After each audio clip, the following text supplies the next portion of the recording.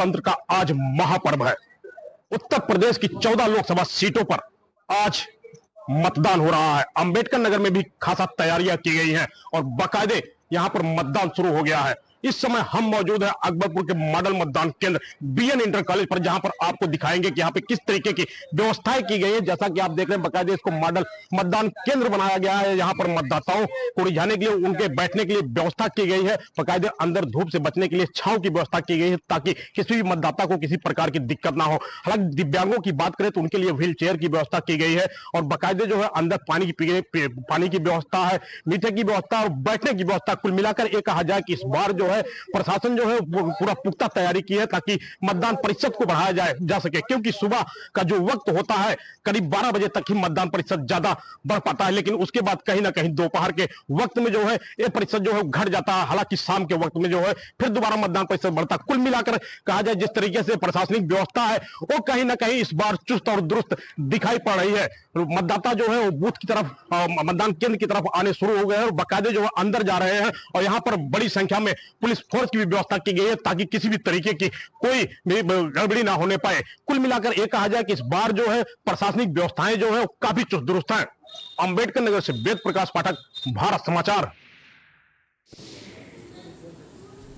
तो उत्तर प्रदेश का ये छठवां चरण है जिसमें तमाम राजनीतिक दलों की जो साख है वो पूरी तरीके से प्रतिष्ठा दांव पर लगी हुई है और ऐसे में छठा चरण 14 सीटें और सभी की निगाह इस वक्त तमाम राजनेताओं के ऊपर लगी जिन्होंने अपने कैंडिडेट्स को उतारे। लोकसभा चुनाव के 5 चरण बीत चुके हैं और छठवें चरण के लिए वोटिंग शुरू हो चुकी है। हाई प्रोफाइल सियासी चेहरों के चुनाव पर सभी की नजर है, जहां पर 9वीं बार सांसद बनने के लिए बीजेपी की मेनका गांधी सुल्तानपुर से चुनावी मैदान में उतरी हैं। डुमरियागंज से सांसद जगदंबिका पाल पर बीजेपी ने विश्वास जताया है, उनको एक बार फिर से टिकट दिया है। आपको ध्यान होगा कि इससे पहले वो कांग्रेस में हुआ करते थे, लेकिन उसके बाद उन्होंने 2014 के चुनाव के समय बीजेपी को ऑफिशियली ज्वाइन किया और वहां से उनको सांसद बनाया गया और तब से लेकर आज तक वो सांसद है और इस बार भी बीजेपी ने उन पर भरोसा कायम किया है।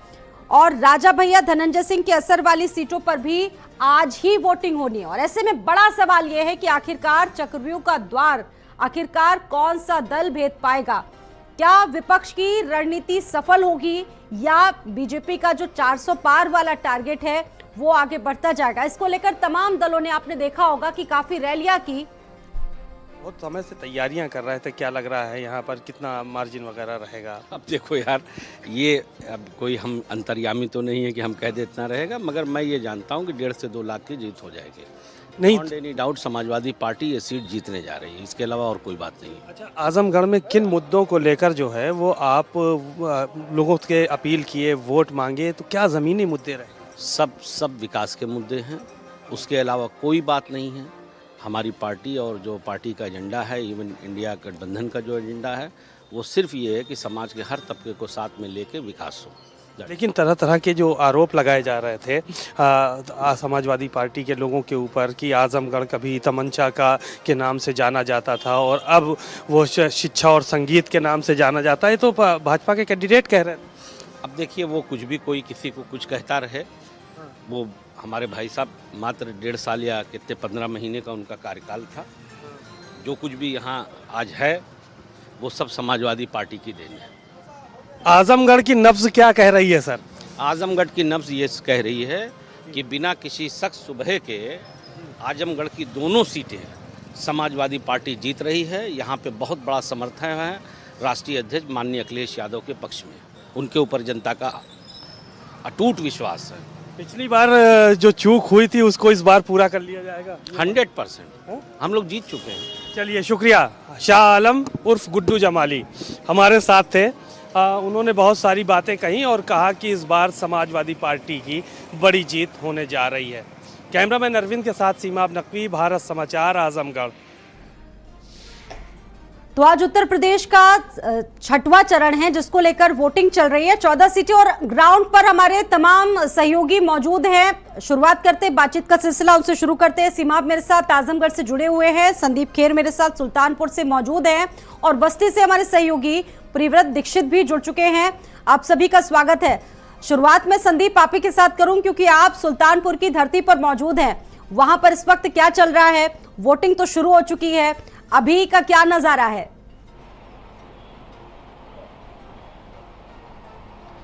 बिल्कुल, देखिए स्वाति, सुल्तानपुर की सीट जो है वो वहाँ पर बहुत ही सभी जो राजनीतिक दलों की भी देखिए नज़र है, क्योंकि यहाँ से देखिए मेनका गांधी एक बार फिर से मैदान में है। हालांकि सुबह जब मेरी मेनका गांधी से बातचीत हुई तो उन्होंने कहा कि मुझे यहाँ पर जीत को लेकर किसी भी तरीके की कोई शंका नहीं है, लेकिन विपक्ष ने जिस तरीके से यहाँ पर जाति के आधार पर प्रत्याशियों को उतारा है वो अपने आप में एक सोचने का विषय है, क्योंकि यहाँ पर विकास के मुद्दों पर बात होनी चाहिए, ना पर यहाँ पर जाति की राजनीति होनी चाहिए।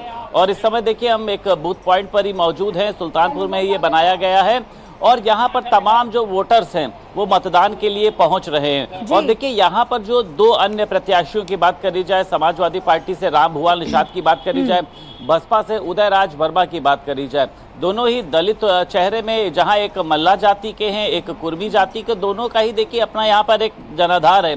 ये बताया जाता है कि दलित वोटों की जो संख्या है यहाँ पर लगभग 22% है और उसी के साथ साथ जो मुस्लिम मतदाता हैं वो लगभग 17% है, बाकी अन्य जो हैं वो यहाँ पर गिनतियों में आते हैं। लगभग 9 प्रत्याशी देखिए आज मैदान में हैं, जिसमें अकेली महिला के रूप में मेनका गांधी है।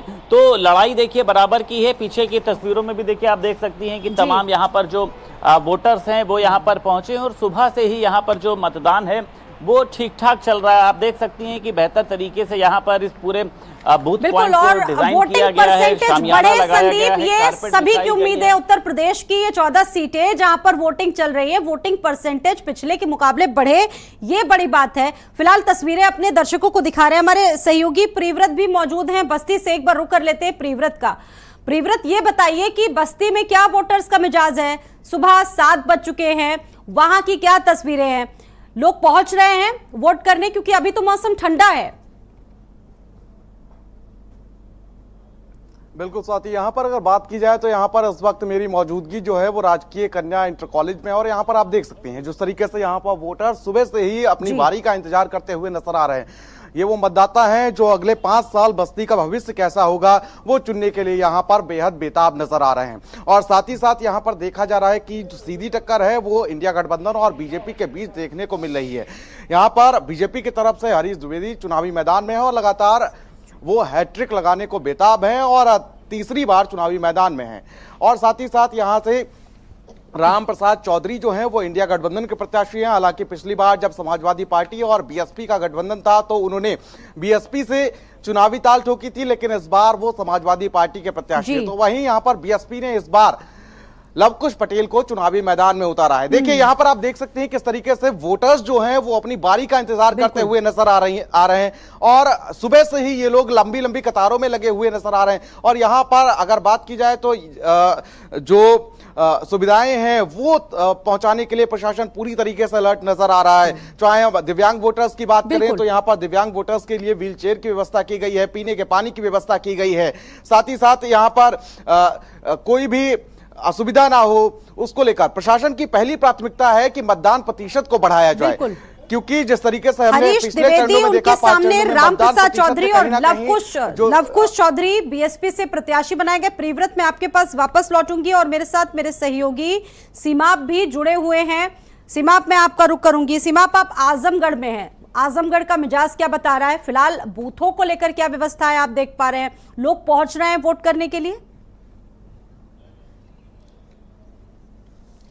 जी बिल्कुल, वोट करने के लिए जिस बूथ पर हम मौजूद हैं ये शिवली गर्ल्स कॉलेज है और यहाँ पर बड़ी संख्या में लोग जो है वो पहुँचे हुए हैं। हम तस्वीरें दिखाने की कोशिश करेंगे आपको कि कहाँ पे कितनी लाइन लगी हुई। यहाँ पर देखिए आप 4 बूथ यहाँ पर बने हैं और बड़ी संख्या में जो है वो लोग भी यहाँ पर पहुँचे हुए हैं। आपको नज़र आ रहा होगा कि लाइन यहाँ पर सुबह से ही लग गई थी। हालांकि पोलिंग उस वक्त स्टार्ट भी नहीं हुई थी, तब से यहाँ पर जो है वो इस तरह की लाइन देखने को मिल रही थी। आपको नज़र आ रही होंगी तस्वीरें अलग अलग बूथों की, अलग अलग जगहों की, कि किस तरह से यहाँ पर लाइन लगी हुई है। 4 बूथ हैं यहाँ पर और यहाँ पर जो वोटिंग का परसेंटेज है वो भी ज़्यादा रहता है हर बूथों की अपेक्षा, क्योंकि यहाँ का जो मतदाता है वो खुलकर मतदान करता है, खुलकर जाता है मतदान करने के लिए, और वो सुबह से ही लाइन में लगकर अपना जो पोल है वो करता है, जाके वोट डालने का काम करता है। यहाँ पर समाजवादी पार्टी के प्रत्याशी के रूप में धर्मेंद्र यादव हैं मैदान में, और भारतीय जनता पार्टी के प्रत्याशी के रूप में दिनेश लाल यादव निरहू हैं, और वो यहाँ पर चुनाव प्रचार भी किए लंबे समय पर, और जाति समीकरण भी साधने के हिसाब से ही कैंडिडेट उतारे गए, क्योंकि ये सीट समाजवादी पार्टी की शुरू से रही है। और उसके बाद बीच में जब उपचुनाव हुए तो कहीं ना कहीं जो है वो ये सीट जो है वो निरहू के हाथ लगी, क्योंकि अखिलेश यादव यहाँ से सांसद थे जब 2022 में चुनाव हुए, तो उसके बाद फिर अखिलेश यादव ने ये सीट छोड़ी और धर्मेंद्र यादव को यहाँ पे चुनाव लड़ाया गया। लेकिन गुड्डू जमाली, जिनसे अभी हमारी बातचीत चल रही थी, आपको हमने दिखाया, वो बड़ा फैक्टर आजमगढ़ में नजर आए, क्योंकि उनको बहुजन समाज पार्टी ने टिकट दिया था और तकरीबन 2.5 लाख वोट वो पाए थे। और जो आंकड़ा लगाया जा रहा था, एक बड़ा फैक्टर बनकर नजर आए, क्योंकि उपचुनाव जिसका जिक्र आप यहाँ पर सीमाप कर रहे हैं, उन्होंने कहा जा सकता है कि समाजवादी पार्टी को हराने में एक बड़ी भूमिका निभाई थी। हालांकि अब वो आ चुके हैं समाजवादी पार्टी के पाल में। मेरे साथ मेरे सहयोगी संदीप केर भी मौजूद हैं। संदीप, अगर बात की जाए सुल्तानपुर की, तो यहाँ से मेनका गांधी हैं, रामभुआल निषाद हैं, और बीएसपी ने अपना कैंडिडेट बनाया है। अगर यहाँ की बात करें सुल्तानपुर की, तो लगातार देखा गया है कि यहाँ पर बीजेपी का दबदबा रहा है। कहा जा सकता है कि एक भावनात्मक पहलू भी इस सीट से जुड़ा हुआ है। संदीप। बिल्कुल, देखिए स्वाति, इसमें कोई दो राय नहीं है कि सबसे ज़्यादा यहाँ पर बीजेपी के सांसद ही ने ये कहा जा सकता है कि अपनी जीत हासिल करी है। कांग्रेस भी यहाँ पर देखिए कभी मजबूत स्थिति में रही थी।